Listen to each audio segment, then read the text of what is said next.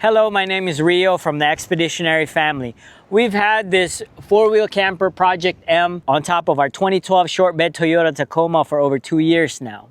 Today, we're going to give you a comprehensive review of this camper, show you how we set it up, tell you some of the pros and cons we learned, answer some common questions, and give you 5 things to consider before buying one just like this. We used this camper extensively over 2 years, doing long road trips, easy to moderate off-roading, fishing, soccer games, and a lot of off-grid camping. Before we go inside, let me show you the exterior of this camper and some of the options we chose. We chose to have this gear track attached. It's like a 80/20 aluminum that is great for attaching things like this roto packs. This window on the driver's side is your emergency exit. I don't believe this is an option. I think all four-wheel camper Project M has to have this.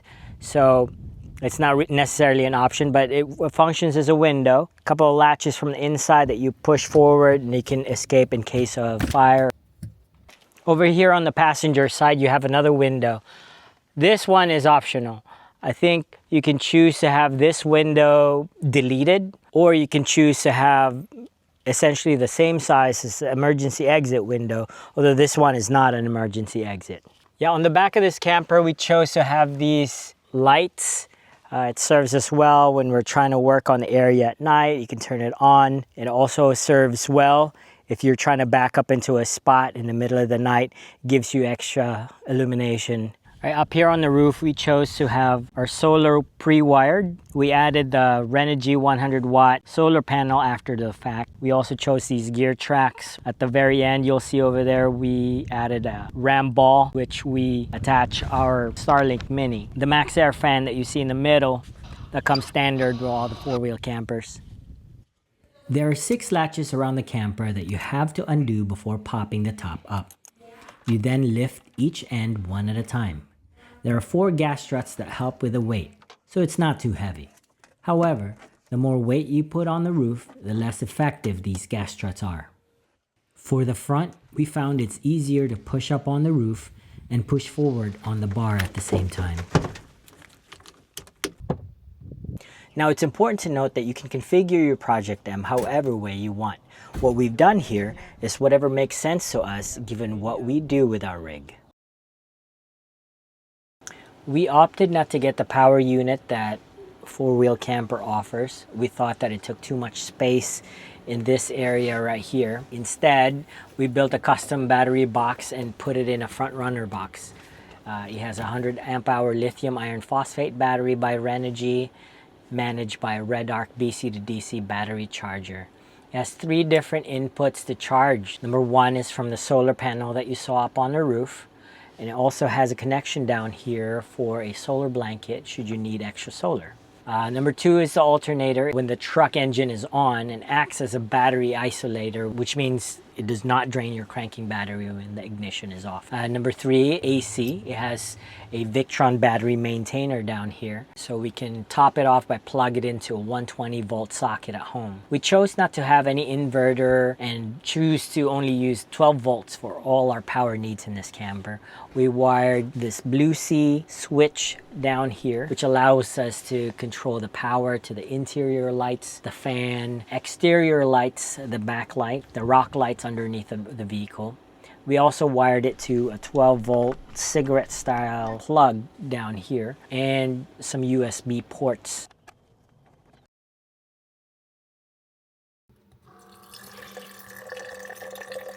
We use 3 of these Dometic water jugs as our main water storage. It's both our drinking water and our utility water. We carry about 9 gallons of water total.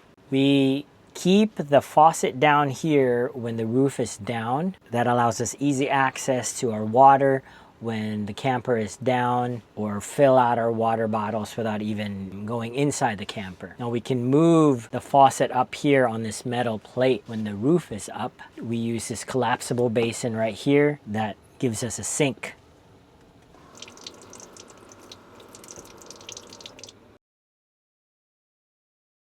We use this Trillino M toilet, which separates solids from liquids and can be used as a composting toilet. However, when we're camping off-grid, we bury our waste immediately so we don't have to worry about it. We have this small trash can right here, which just magnets to the truck. And also we have this broom and dustpan that also magnets to our trash can right there. Yeah, in reality, this trash can is too small for sustained camping off-grid. We normally use our trailer's trasheroo type trash bag for longer trips. And because we like to tow that trailer sometimes, we like to keep our weight in here as light as possible. For this reason, we like these Milwaukee pack-out drawers as our main organization system. It's modular, we can easily configure it for our needs as they change. It's easy to add and remove containers, plus they interlock, so no need for tie downs. All right, on this side, right above the battery, we flip this high lid for the front runner box. We velcroed the other side of it, and that gives us a nice spot for a front runner soft pack. Next to this battery, we have this Ice Code JP30 that's on this fridge slide. On this side, we have camp table, the tripod stand right here for this Devos light that we keep over here charging. We keep one of these small portable stoves. This is the kind that has a butane fuel. Engage it. Very easy. We can also move this outside if need be. Down here we have a custom bench seat that uses the expansion mattresses for cushions. A cozy spot to lay down when the roof is down. So we always have the option to expand our bed by pulling it right here. We also carry 4 of these click chairs that fit into a bag, which we store in this area. All right, as a reference, this right here is how we sleep. One person. All right, I can sleep east-west like this. I'm 5'4", 5'5", so I'm fairly short. And for 2 people, I have my wife with me. We come up here.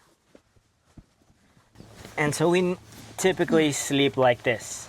What do you think? Yeah, we have enough space. So we have, for the 2 of us, we can sleep east-west like this. Now for 3 people, this is my son Joshua, he's gonna sleep. He can lay down right here. A child over here, and 2 small adults up here. Now for 4 people, the way we do it is we have to expand this entire setup that way.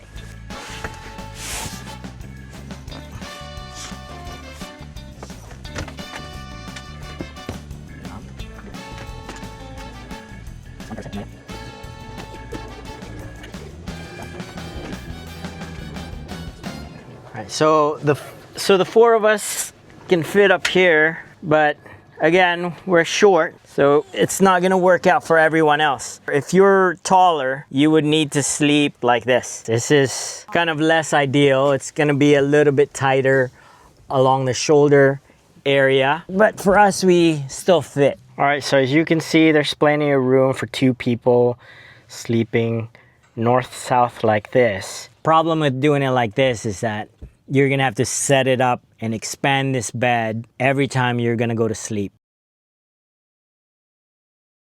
We have no affiliation with 4-wheel campers. We purchase everything here with our own money, so we can give you unbiased pros and cons.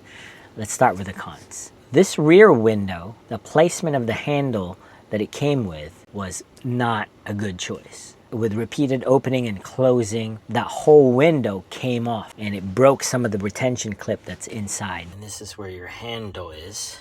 We had to glue it back together and tie this string that attaches from one latch to another that gives us a handle.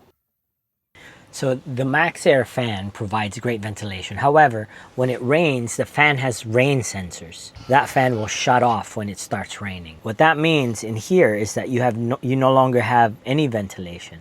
Now you can crack one of the windows open, but then you'll run the risk of getting water into your camper. I wish they had awning style windows that pop open a little bit like this.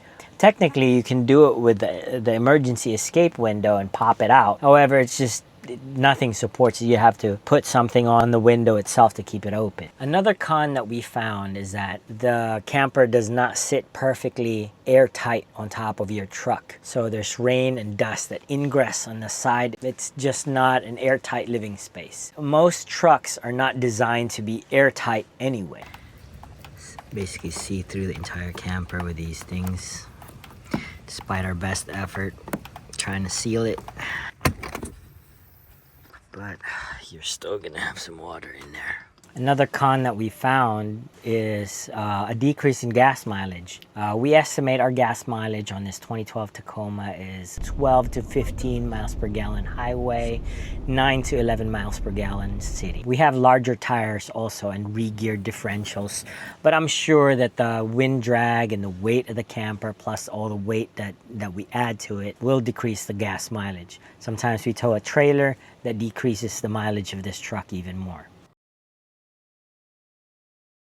Now we're going to go into the pros of having the Project M. It's lightweight. This whole top of the Project M itself is only 352 pounds for our size truck, which is very light. You actually have truck caps that weighs just as much. For a mid-size truck, you might need some modification in your suspension depending on what you use it for. For off-roading, I would definitely need an upgrade on suspension. If you're towing, again, upgrade on suspension. However, your full-size truck might not even feel that it's on there. And because this Project M is on top of a medium-sized truck, parking is very easy. You can park in most parking spots. Now for this truck and its suspension and the tires that it has, it stands about 7 feet 4 inches when the roof is down. So that means that we can go through most of the drive-thrus like McDonald's, Starbucks. Most of those drive-through places have a height limit between 8 feet and 9 feet. For our camper,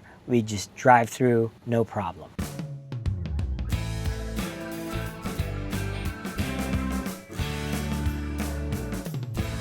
If you are thinking about getting a Project M like this, here are considerations we want you to think about. What are you using this camper for? If you're using it for overlanding and off-roading and as a full-time camper, it's a great option for that. However, you're gonna lose some of the functionality of your truck if you keep the camper on there.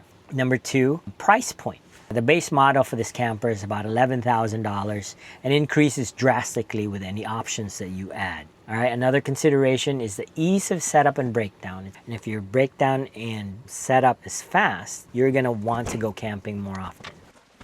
Is it off-roadable? The off-roadability of the camper. Now, to be fair, it's very vehicle dependent. It depends on what vehicle you're gonna put this camper on. That's gonna dictate how off-roadable it is. However, what matters is how it attaches to that vehicle that you're gonna use for off-roading. Ours is actually bolted to the factory bed rail. Right? The next consideration that you wanna think about is weather. We have a thermal pack. This is an older thermal pack. Four-wheel camper actually has newer and I think better thermal pack that's being fielded right now. However, keep in mind it's still fabric, so it's planned for having an external heating source in the winter. Well, that's it. I hope that helps you out. If you have any questions or anything to add, please comment down below.